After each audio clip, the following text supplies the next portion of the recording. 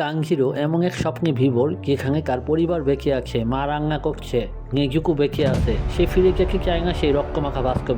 অন্যদিকে রেঙ্গকু স্বপ্নে ঢুকলো এক আকাকিও, কিন্তু ঘুমের মধ্যে রেঙ্গকু সেই মেয়েটির গলা টিপে ধরলো। অচেতন মনেও সে জানে কিভাবে লড়তে হয়।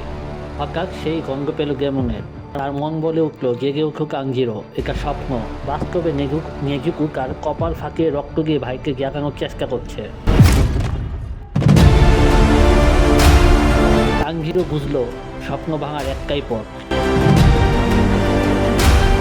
আর সেটা হলো স্বপ্নের মধ্যে আত্মহত্যা করা। সে নিজের গলায় ধরল তালোয়ার আর টান দিল। পরিবারের মায়া ত্যাগ করে সে ফিরে এলো নরকে, শুধু অন্যদের বাঁচানোর জন্য। বন্ধুরা, পরের এপিসোডের জন্য অবশ্যই ফলো, লাইক, কমেন্ট করে সিনেমেটিক পরিষ্কারের পাশেই থাকুন।